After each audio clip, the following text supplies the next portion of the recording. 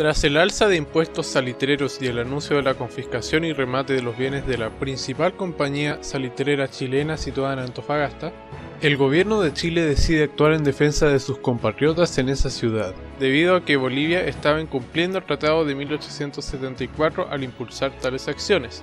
El remate de esta compañía fue agendado para el 14 de febrero de 1879. Una vez que la noticia llega a los oídos del presidente chileno Aníbal Pinto, este decide evitar el remate ordenando la ocupación de la ciudad de Antofagasta y la restauración del límite norte de Chile en el paralelo 23, ya que todas las negociaciones previas para solucionar el asunto pacíficamente fracasaron. En el muelle se encontraba Nicanor Centeno, cónsul de Chile en Antofagasta, quien ya había sido informado sobre la ocupación y había sido declarado como gobernador de aquellos territorios una vez que estos estuvieran bajo control chileno. Desde el Cochrane se desprendió una lancha en la que iba el capitán José Manuel Borgoño y una comitiva de soldados, quienes se reunieron con el cónsul y partieron rumbo a la prefectura a comunicarle a quien estaba a cargo del lugar, Severino Zapata, que se iba a ocupar la ciudad. El capitán Borgoño le entregó una nota del coronel Emilio Sotomayor, la cual decía: «Señor prefecto, considerando el gobierno de Chile roto por parte de Bolivia el Tratado de 1874, me ordena tomar posesión con las fuerzas de mi mando del territorio comprendido al sur del grado 23.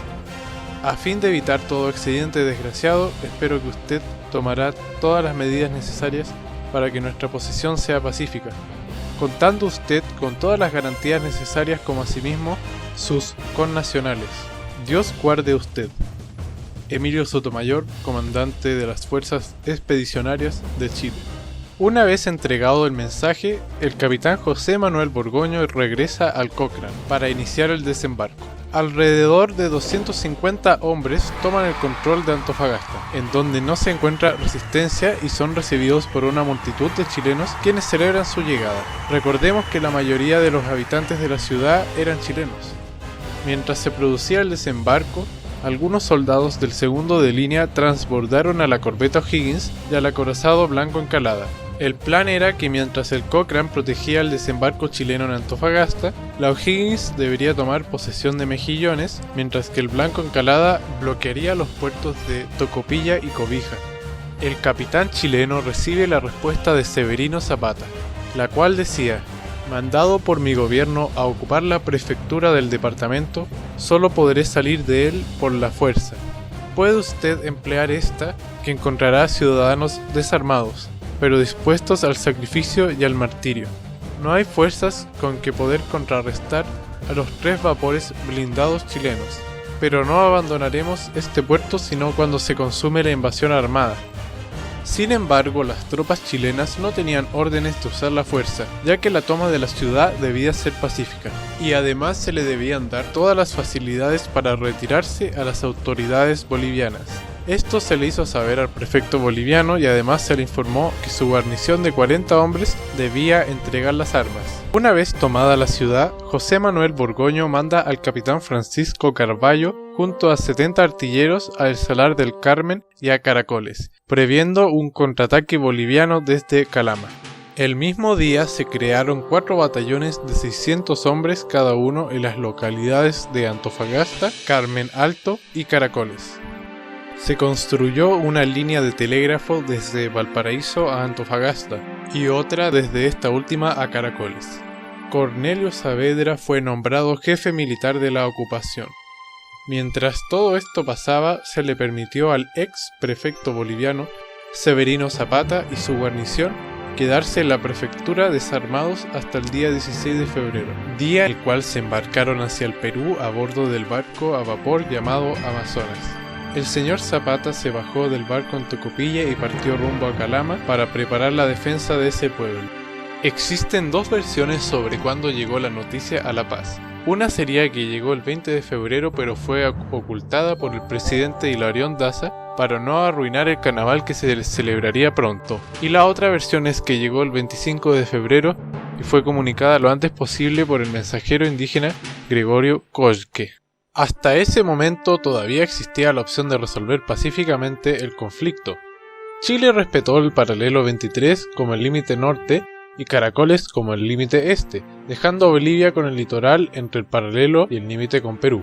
Chile no deseaba una guerra, ya se había evitado la vulneración de los derechos de los chilenos en Antofagasta y esperaba solucionar pronto el conflicto mediante la diplomacia.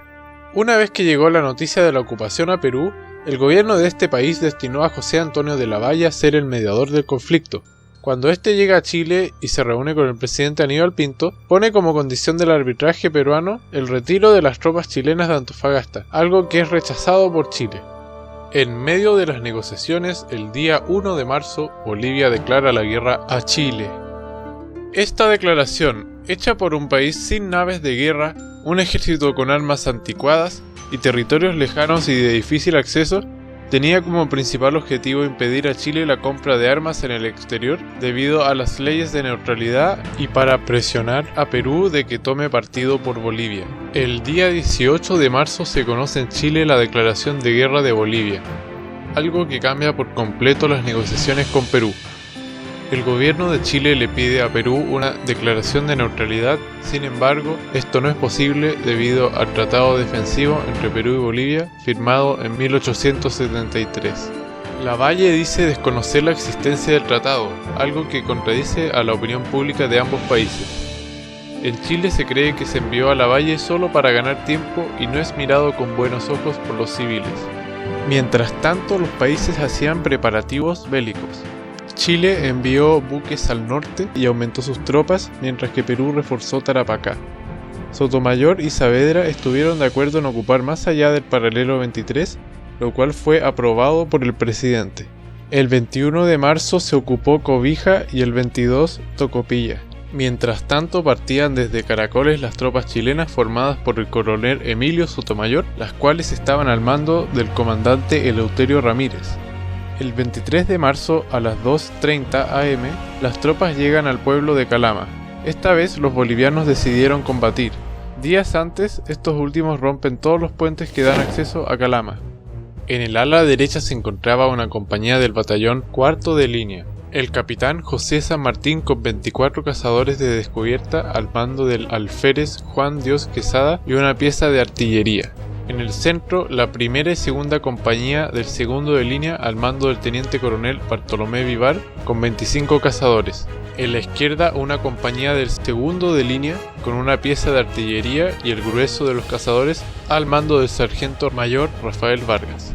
Las tropas bolivianas estaban al mando de José Santos, Severino Zapata, Juan Salinas, Gaspar Jurando, Fidel Lara, Juan Patiño, Emilio Delgadillo, Ladislao Cabrera y Eduardo Avaroa. La división avanzó sobre el río Loa. A las 7:30 los bolivianos rompieron fuego en el ala derecha chilena. Entró al ataque la infantería de San Martín. Vargas cruzó el vado de Carvajal y ordenó echar pie a tierra. Sostuvo la posición con fuego de carabinas en la espera de los infantes. El comandante Ramírez junto a 30 mineros pusieron un puente en el río por el cual pasó el segundo de línea en apoyo de los cazadores de Vargas.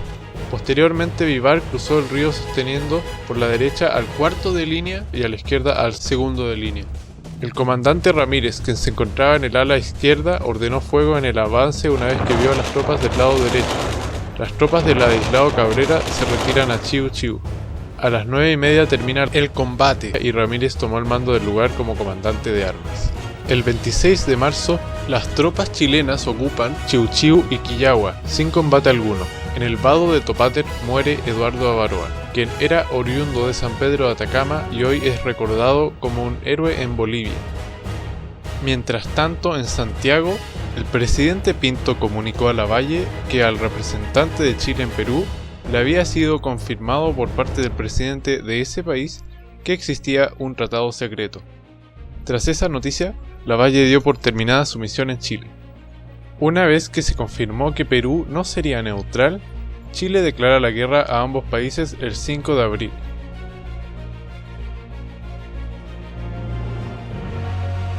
Bueno, eso ha sido todo el video, espero que te haya gustado, dale like, compártelo y suscríbete. Recuerda que el próximo video será sobre la campaña marítima de la Guerra del Pacífico. Esta ha sido Historia Nostrum y nos vemos muy pronto.